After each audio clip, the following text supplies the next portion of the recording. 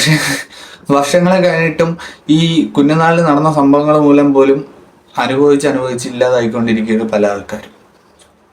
അതിനിടയ്ക്കായിരിക്കും ഈ സപ്പോർട്ട് കൊടുക്കാൻ പോകുന്ന, അല്ലെങ്കിൽ വെളിയിൽ കാണുന്ന പറയണത് എന്തോ, എടാ ഡിപ്രഷനാണോ, നീ മാറി ചിന്തിക്കുക, നീ ചിന്തിച്ചാൽ ശരിയാവും, നിന്റെ ചിന്തയുടെ പ്രശ്നമാണ്, അവൻ അനുഭവിച്ചത് എന്താണ്, അതൊന്നും ആയിരിക്കും വിഷയമില്ല, നീ ചിന്തിക്കുന്നതിൻ്റെ വിഷയമാണ്.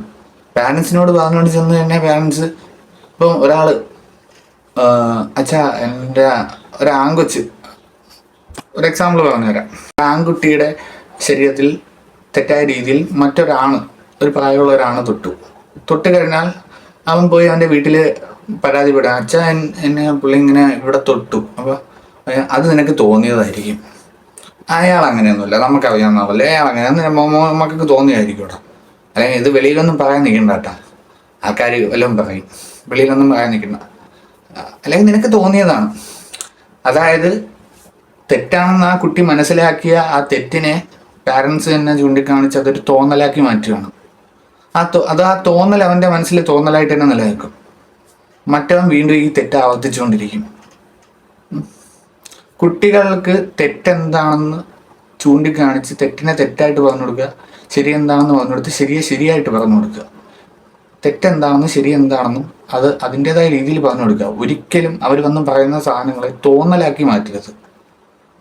തോന്നലാക്കി മാറ്റിക്കഴിയുമ്പം ഈ തോന്നൽ മുതലെടുക്കാൻ ഒരുപാട് തന്തയില്ലാത്തവന്മാർ വരും. ഞാൻ ഈ പറഞ്ഞ എൻ്റെ മാന്യമായിട്ടുള്ള കുറച്ചുകൂടെ സെൻസേർഡ് വേർഷനാണ് പുള്ളിയുടെ സൂയിസൈഡ് നോട്ടിൽ എഴുതിയേക്കുന്നത്, proper sex education to childrens. അത് വന്നു കഴിഞ്ഞാൽ ഒരുപാട് സംഭവങ്ങൾ, ഇതേപോലത്തെ പല കഥകളും ഇനിയും വെളി വരും. അല്ലാന്നുണ്ടെങ്കിൽ വെളി വരാമെന്ന് പേടിച്ചെങ്കിലും ഇതുപോലുള്ള ഈ പരിപാടികൾ നിർത്തും. അതാണ് നടക്കുന്നത്, അതാണ് നടക്കേണ്ടത്. സോ ഈ ഒരു സാധനത്തിനെ കുറിച്ച് ഈ പുള്ളി ഇപ്പം മരണപ്പെട്ടു.